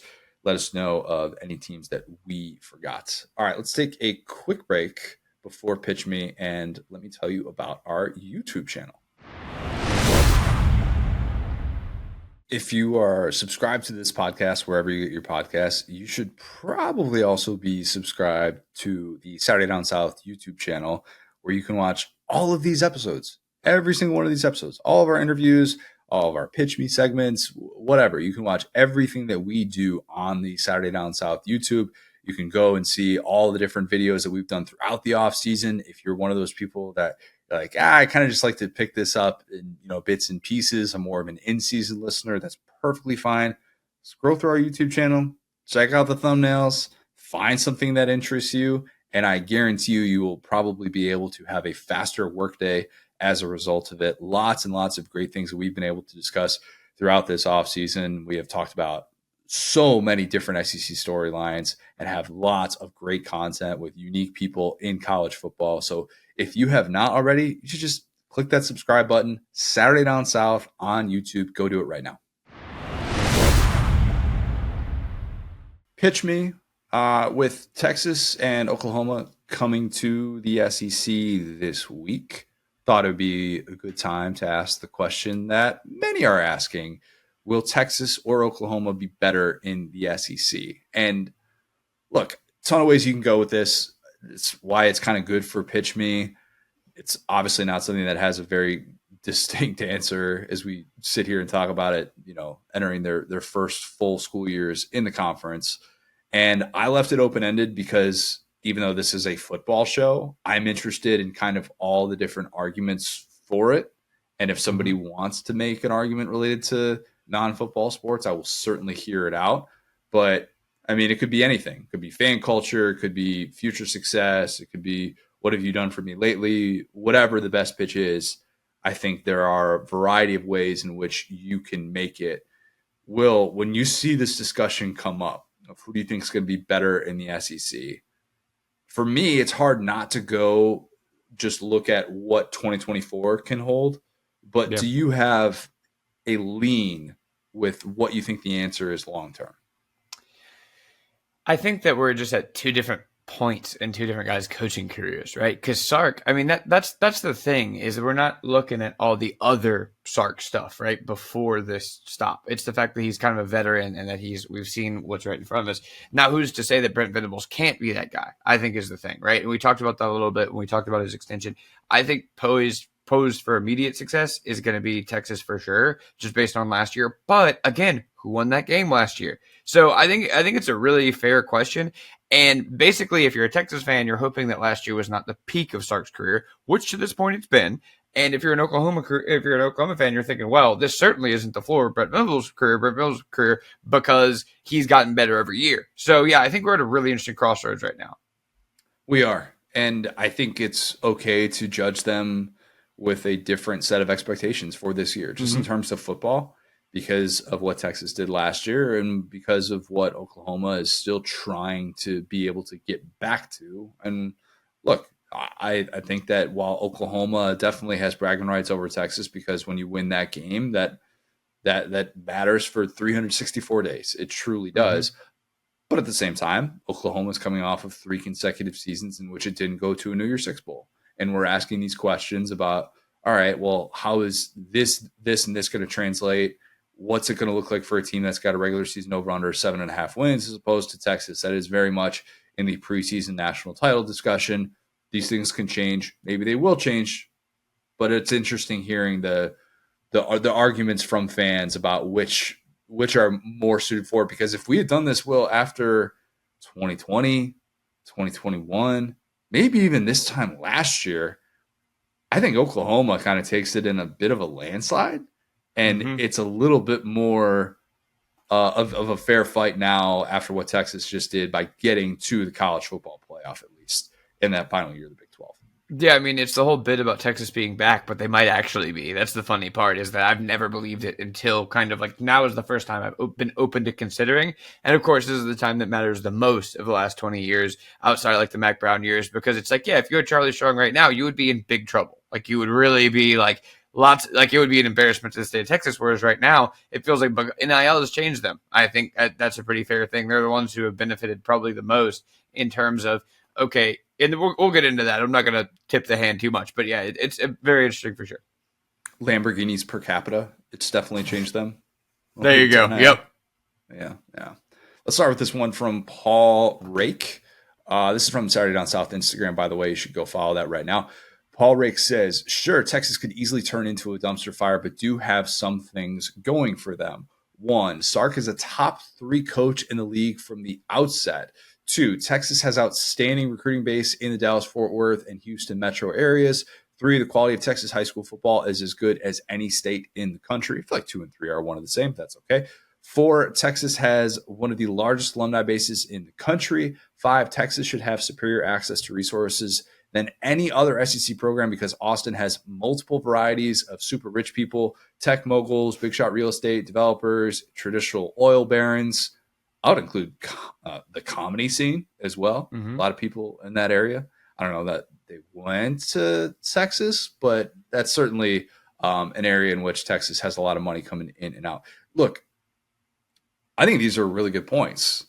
I think the only thing that I would question is what does it look like if that's a little bit more relegated, and if we do try and get to a place where it's not so much about just strictly NIL and unlimited salary cap, and then there is a little bit more regulation to that.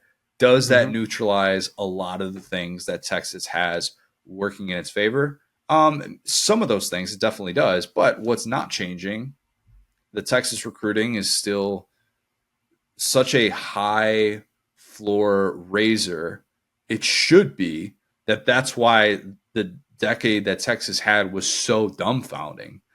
But that's also kind of why it's not a guarantee that Texas is just set now during the 2020s, is because you had that. You had those resources. It wasn't like those went away, but bad decision making, bad evaluation of talent, lack of development can still hurt you in these areas, and it hurt Texas, I thought, at a time when Oklahoma was thriving. So, look, I think this is a really good pitch, but there is definitely a little bit of pushback on, okay, then why haven't you always been this? Why did it just take until 2023? Yeah, this is about as many words as a pitch can be without me being furious at something. So credit to them for, yeah, I mean, to your point, yeah, the recruiting base is in high school football is kind of the same, but I do get the differentiation between, like, basically one of them is at every level, like 1A, 2A, 3A, 4A. It's all really, really competitive, and they're great players that come out of there. So I get that. Yeah, I think that Texas always had talent, right? Now, we could talk about, how they've done in the draft and all that, but they've always done great in recruiting. I think it's just about leadership, right? Which half of that, or 60% of that never really gets talked about is, Mac Brown did a great job with those Texas boosters. And we saw kind of during 2020 with the Eyes of Texas and all that, like, they have a booster group that really likes to be involved in Texas football, and they've run into the ground before kind of the last couple of years. So I think that when you have that leadership that weirdly Steve Sarkisian of all people is providing, it really does matter. I think now that this kind of, not a new generation because boosters are pretty old, right? But this modern generation of boosters have gotten a taste of winning. It's just like Nick Saban in Alabama in a way, right? Because that was seen as a job that was unfixable because the boosters were all over the place and there was expectation. Well, now that you've quieted those people, suddenly, like, Bijan is a great player. We can go back and look through the rosters and these great guys that they've had over the years. You're going back like an Earl Thomas or something. Like, every year they seem to have not just like a fun guy, but like they have dudes on this roster, and so yeah, I think it's converting that talent into production. They have a good X's and O's coach who can do that, and if things are if there's more regulations, I mean, number one, the cat's out of the bag. Number two, it's not going to stop them from cheating. It's Texas. True. Yeah, there was. I mean, and it won't necessarily be cheating in that sense if you're coming over the top with NIL. Yeah, the Austin factor of having different varieties of revenue streams of different areas of wealth is probably a part of the sell for Texas. It's probably a sell for why they can not necessarily have to worry about Alabama coming in and poaching Sark. If he looks at all of his surroundings and says, yeah, this is good. I've navigated kind of what this is like with the boosters, which is very, very unique. People always talk about that, the similarities that Nick Saban dealt with at Alabama when he stepped in there and he pretty much had to look in that room and say, I'm running the show, not you guys, get out of my way. Difficult thing to navigate at Texas with that money. It doesn't always work in your favor. It can sometimes be a hindrance. I felt like it's been a hindrance at times, but leadership is everything. I agree with you there. So the first point that he made, Sark is a top 3 coach in the league from the outset. Probably agree with that more than I disagree. So that's a good pitch. That's a good start here. I'll say really quick on the Austin tip too. One thing that's really underrated about Ohio State is how massive of a city Columbus is. And if you look at what Georgia has done in their proximity to Atlanta, and you look at what Texas can do going forward with Austin, those are truly limitless places, right? That's why Ohio State is always felt a little bit bigger than like Ann Arbor. Ann Arbor is a college town. Columbus is a city with an NHL team. You know what I'm saying? And they're all focused on Ohio State. Same deal with Austin. Austin's a little bit more of like a hippy dippy, like they're not locked into college football in that same way that Columbus is, but those are fair weather fans, and you can turn those people on your side. And that's why the ceiling of a place like Austin is just always going to be, especially in the NIL level, higher than a place like Tuscaloosa, outside of something with like Nick Saban or Tuscaloosa, In some ways, yes. I do push back on that to a certain extent of like some of these places that are in unbelievable markets. It's like, all right, then why aren't they awesome all the time? It's the, USC and UCLA not being able to get people to their games because there's so many other things to be able to do in LA. You have the big market. Northwestern, same sort of deal with Chicago. And it's like, I don't really like looking into that as like, oh, this is why you should be good because of this town and because people would rather be in this town than that town. But I do think that the Austin feels like a very unique place in the college football landscape. It does not feel like typical small town college type vibe. And it's got a lot more things working in its favor with the college part already kind of established in in that it's very much an identity, like a big part of the town's identity itself. Okay, the Oklahoma pushback, we knew we were going to have that as well. That's part of this. Mm-hmm. B Horton 9, who says OU easily, Sark ain't it. So disregard everything we just said. Okay, never mind. Brent Venables ate a we'll call it a poop sandwich. That our guy Horton says, to walk into, and has only secured 3 top 10 recruiting cycles in a row, is currently out recruiting Texas despite them going to the championship last year, and had 10 wins in his second year as a head coach. He did better with worse in year 1 than Sark did year 1. He did better than Sark did in year 2. That's a good point. And he will do better in year 3 and on. People forget that OU just beat Texas. Injuries have been the downfall of OU the last 2 years. Fair point. Year 1 was Dillon Gabriel. Year 2. Yeah. I was trying to think of like other things DG could be. Yeah, Dillon Gabriel makes a lot more sense. Year 2, it was half of the defensive starters. Now Venables has the depth to be able to overcome injuries. OU has the much tougher schedule in year 1 in the SEC, so we'll see how they do. But if they can sneak into the 12 team and beat Texas 2 years in a row, that would be a very elite year for them. Outside of my belief that Sark is it, the rest of this pitch is really good, in my opinion. Yeah, it is. There's something to be said for the point about, well, look what Venables did in year 1, and he still gets, I shouldn't say still gets to 6 wins. Like if you compare the year 1 that Venables had to Sark's year 1, it was better. The year 2, yeah, it's better. And then what's to say that year 3 won't be, just as good? Different, making it into the 14 playoff as opposed to the 12-team playoff. Oklahoma and the year 3 schedule that Brent Venables has is even tougher than what Texas had last year, despite the fact that they had to go to Tuscaloosa. This is going to be fascinating to watch if that trend continues, because the recruiting is such a big part of why Venables got this extension, and the way that he has quickly been able to turn around the identity, even if the overall rankings don't reflect it. The point that you brought up about how those recruiting classes are built up and that they can go out and get the big time defensive linemen is different than what we have come to know during the Lincoln Riley era. And that is why Joe Castiglione was so willing to go out and make a move like that, and then made his thoughts very, very well known about Lincoln Riley not wanting to be at Oklahoma as it ushers in the SEC era, and taking a nice dig at him. This is going to be so pivotal for this discussion, though, because all of those points are really fair. And if you're telling me that Brent Venables can't be that guy, I would give you this pitch. I would say this is the argument, though.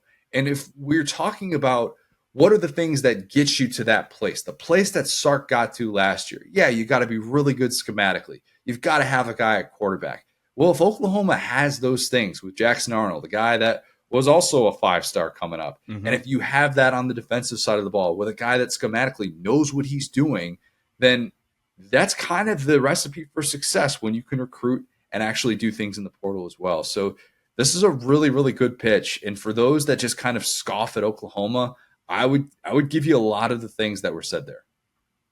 Yeah, I mean, I guess I've never really thought about how these two teams currently are constructed with respect to one another. The thing that made me fall in love with college football is kind of like the Triwizard Tournament from Harry Potter, right? Where you have these different people. Goblet of Fire. What up? Yes, that's my favorite Harry Potter movie, because you imagine, you got the French Academy, you got the Russian Academy, they're pulling up, and they have the way they dress and the way they talk, and Texas. And maybe you think about it, you have this guy, Steve Sarkisian's been seen as this kind of untapped potential. He's kind of like the OG Lane Kiffin, right? Where it's okay, you're at Washington, you're at USC, you're Alabama's OC or the Falcons.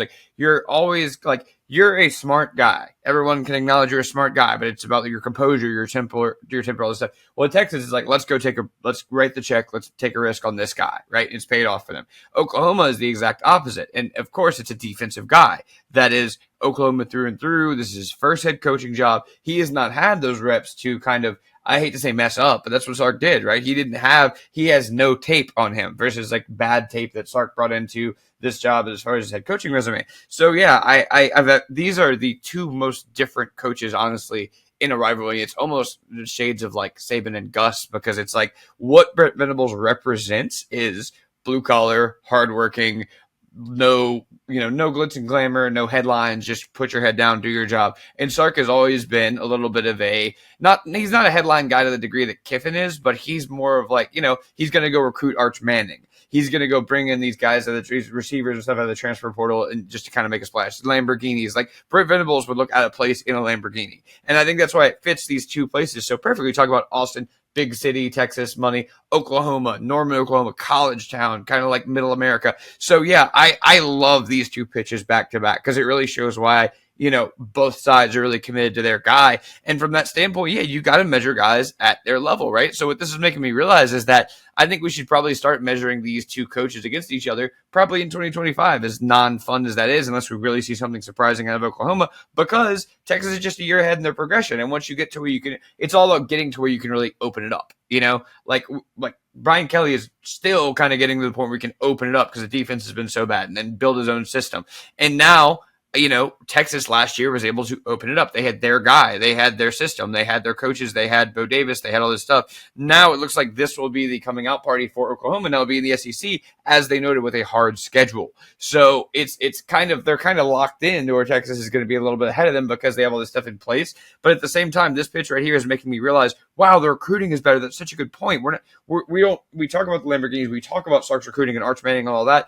But the real grit and grind recruiting, as we talk about, Brent Venables is doing that a little bit better. So when you can develop those guys over 2 and 3 years, now it starts to get scary. Now it starts to be an equalizer, The poop sandwich that these coaches inherited, which again, my words, not his. Yep. They're different for this element that needs to be remembered. Mm-hmm. When Sark comes in after Tom Herman has actually kind of a decent season 2020, but I think Texas just kind of got to that place where they felt like they saw the ceiling with him and it wasn't at the level that they wanted it to be at. And so that made this desire to move on from him a little bit different. And I think with the situation that Sark inherits, that's post 2020 at a time before the transfer restrictions are kind of dropped. And that was not until he's about to start his first year with the one-time undergrad transfers. Whereas Oklahoma, with the transfers that they had to do with post 2021, that's what that established and that known that, if you're an undergrad, you're going to be able to get into the portal one time. And then, post Lincoln Riley, like they had to deal with that. So I do think that is a different situation to inherit the one that Brent Venables had, just because of the timing of that rule. And while he had a really similar year one to the year one that Sark had, Sark didn't get to the bowl game, Venables did. We should probably take that into consideration more so, and at least acknowledge that, because I do think that's a different thing. And I keep bringing that up over and over again with these teams that have the 30-day window now of what that's like to just have teams pick apart your roster, and you can have a Caleb Downs that just leaves your team that would have never left the team 10 years ago. But that's just the way that this kind of all breaks down. So important to remember that as well. But those are two good pitches to start, and obviously very opposite ends of the spectrum. Well, let's go to this one from JD Dale, Oklahoma. No, it's just JD Dale. Just JD Dale. JD says Oklahoma, period. Right?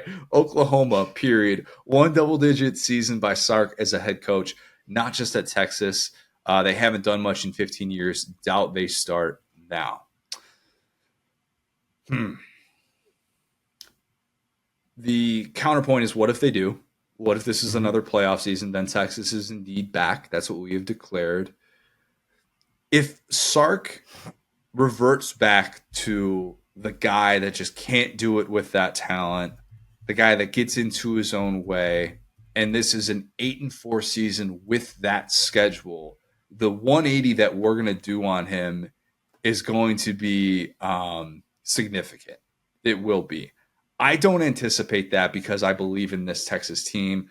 I believe in the way that he has built it. And I will always say, like, while I would always push back on the preemptive crowning of Texas, if they were going to truly be back, this is what it would look like. Okay? This is it right here. With the way that they have built it up, with the way that they have recruited and now finally found that right X's and O's guy, this is kind of the model for them. It's always been the model. It's why they hired Tom Herman. This is what it was supposed to be. And so to say like, they haven't done much in 15 years, yes, very, very true. And Oklahoma has undoubtedly been the more successful program in winning as many Big 12 championships as they did during that stretch when Texas goes from in between the years 2009 and 2023 to not have won a Big 12 championship is wild. Okay. And Oklahoma Natties, though, totally. So. This is true. This is true. People forget that. As many 21st century national championships as one another. Uno. That's it. Okay. That's a good point. Yeah. I don't know how much those 15 years matter anymore. I don't. I think it's a different set of circumstances that we're talking about. And if you're telling me, oh, well, if they had done this in 2012, that would change this discussion. I don't think it does. So the doubt they start now, they just started. They just started. Yeah. Unless this was a total one-off. And this schedule will show us if Texas can handle the preseason pressure and navigate a very favorable schedule and get to the playoff and be in this national championship discussion. I don't think you can keep saying that anymore if you're an Oklahoma fan of doubt they start now. I think that would be kind of proving that wrong. So this is a version of this pitch. So like if they made this pitch, but I'll give it a specific example that I feel like they should have. The Houston game for Texas. So we really have not seen this team. I'm just playing devil's advocate here. They went into Bryant-Denny, beat Nick Saban. I fully get it. I've been on that page. Like I get it. What I was going to say is, I always make this joke about like, even the worst SEC team, if you got to go play Arkansas, their stadium is full and they're throwing stuff at you. And if they played, Arkansas instead of Houston that week, they might have been in trouble. And so that's the only thing I would say about the one iota of like the grain of salt I would put with Texas is that Big Ten schedule does allow you to take your feet off the brakes. Big 12. Big 12 schedule. Yeah. Or sorry. Yeah. That was just two sentences that didn't make any sense back to back. Let me rewind that. That Big 12 schedule gives you a chance to like kind of rest on your laurels a little bit, where the SEC doesn't. And again, these two guys kind of very different schedules. So I'd be really frustrated if I was Oklahoma. But yeah, I think that even just having the trap game, right? Because when you lose a rivalry game, that's a rivalry game. There's really there's no saying we didn't care about that. There's no saying like you cared about that. Don't pretend you didn't. It's a big deal. So that does give you a little bit of pause. That's the biggest kind of like, we'll wait and see, is that in their head-to-head, Oklahoma won. And there were moments for Texas, even against, like TCU in 2022, where it's like, you guys just can't move the football. Like, what's going on here? Because we've seen the clips of Sark, like when he was the OC at Alabama, and it was like dudes are just running wide open. We haven't seen that as often, I feel, at Texas. I don't exactly know why. Maybe that's being part of the bigger Saban system and having other coaches around you. But I would say the ability to separate yourself from the average teams and do what Georgia's done and consistently just smack those teams is pretty hard to do. So, yeah, I think the consistency is definitely a fair question for Texas. But to your point, they already prove the doubters wrong about like start now. You already started. Texas beat Big 12 teams by an average of 17 points last year. That's what it's supposed to look like, man. Yeah. And I know you can make the case, they're playing a dogfight against Wyoming. You can find these examples with the elite teams where you can kind of nitpick, and not every single team is going to be out here 2019 LSU, where it's just you don't even have a chance to take the lead in the fourth quarter against them. Right, but that's what Oklahoma looked like in the Big 12. That's what Oklahoma. They were not beating teams by 17. They were beating teams by 20. They were beating teams by 30. Like the Kyler Murray, Baker Mayfield, those Oklahoma teams were smoking teams in that conference. Yeah, I think we saw Oklahoma's ceiling, or it felt like we did.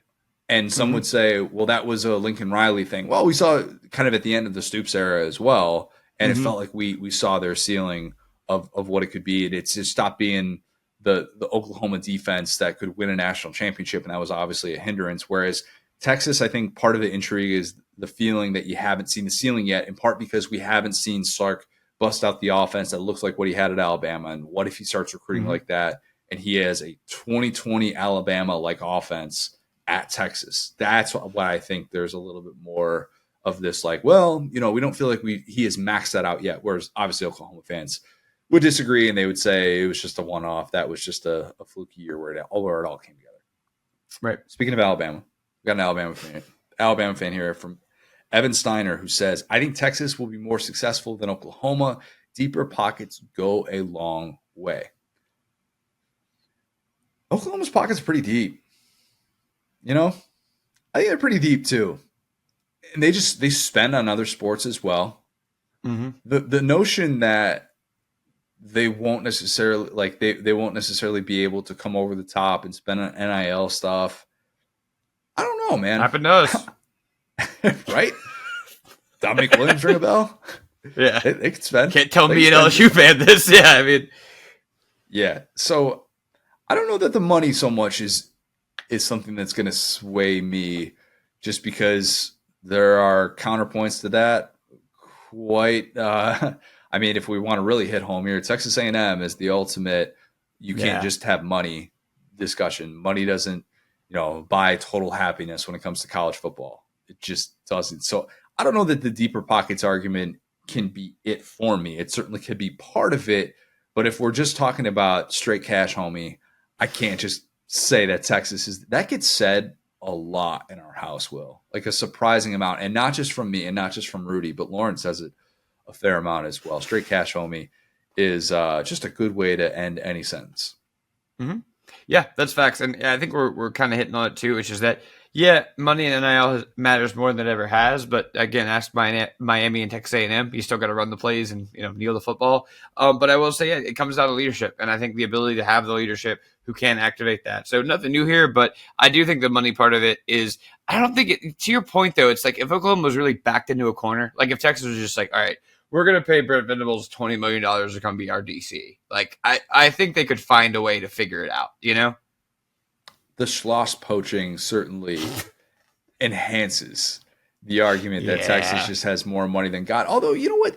It wasn't like they came over the top and made that crazy of an offer. That guy just did not want to be a Texas A&M. Is the story here? Like, that's really what this comes down to, more so than Texas is just going to write people blank checks and not have to worry about, because their baseball stadium is not good. Like, that's what goes underrated in this whole thing is like it's got like AstroTurf. Yeah. Like, so let's take one of the Lamborghinis back to the dealership. Anyway. Yeah, no, that is a good point. Let's end with this one from Bob Ward 7000. Bob says Oklahoma is built for SEC football. Texas will get there eventually, but we'll have a couple of 6-6 seasons ahead of them. Buddy, if Texas goes 6-6 against this schedule with this proven talent, we're having wildly different discussions. The notion of Oklahoma being ready for SEC football is going to continue to be a thing until they eventually get to that place where they are in the preseason national championship discussion. I think Oklahoma fans would tell you they are not in the preseason national championship discussion. If you are ready for the SEC, you are ready to compete for a national championship. Those two things are synonymous with one another. And I know Oklahoma fans will push back on that question, but that is why it's being discussed that way. And until you actually can emerge from the SEC, a conference that has had its champion, the SEC champion, has played in a national championship game. What is it now? Since 2006. Let me do some quick math. 16 out of the last 18 seasons. That has happened. Okay. Until you can emerge and do that, that is why we will always relate those two things. Okay. We don't hate you, Oklahoma fans, but we just asked that question because you're not at that preseason national championship contender level just yet. Yeah. Yeah, I think that it's interesting, right? Because as I start to think about this, it's like Venables does give me kind of like that, almost like and like hear me out here because I know the vibe on these guys isn't great now, but really think about what they did.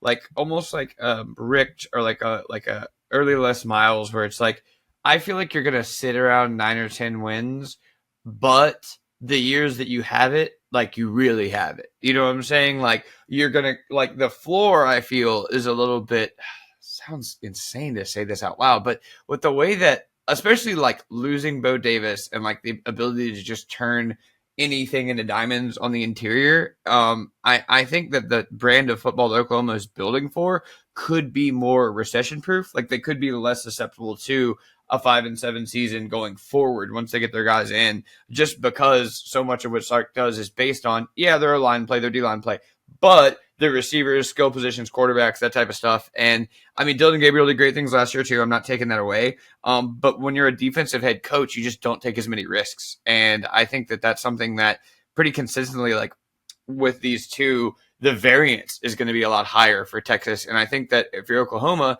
yeah, you're used to winning 11 games a year and getting smacked by SEC teams in the title game. But what if you've been playing SEC teams the entire time? That's what you got to remember. So, yeah, it might be disappointing to think like, wow, your winning percentage is, not even close to what Stoops or Riley's was. But I think the ability to just not embarrass yourself and be 8, 9, 10 wins, and then when you have the magic, you can go out and win a playoff game. I can kind of see where they're going with there. I have these teams going a combined, let me think. Let me do some quick math here. 21-3 in the regular season. So I'm extremely high on both. Okay? Yeah. I am. I have Texas going 12-0 in the regular season, getting to the SEC championship. I have Oklahoma going 9-3 and being part of that playoff discussion. Right. So when we say which team is built now for it, I'd look at those two things and say, well, they're both kind of built for it. And if they do those things that I'm projecting, then both will live up to my expectations. Both will exceed those expectations.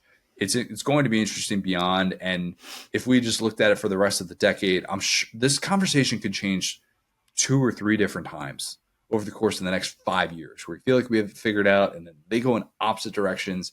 That stuff happens. It just kind of does.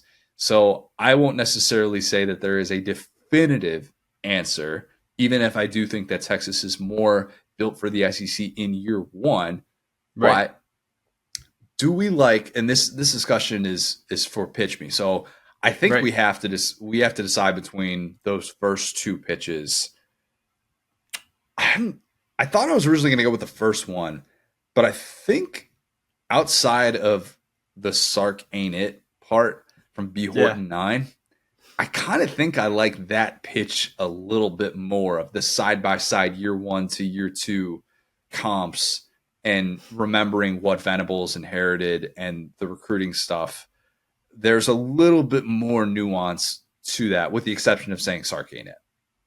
I fully agree with you. I came in thinking that number 1 was going to win in a runaway, but then I feel like I didn't really like because we're splitting hairs. They're both great pitches, but the first one I feel like I didn't really learn anything necessarily. Whereas the second one, I'm like, damn, this guy's actually really making. Like, he really did kind of convince me. I'm like, wow, the recruiting has been better, the records have been better, head to head. Like, okay, like I this is what a pitch is actually kind of supposed to look like. And he came in.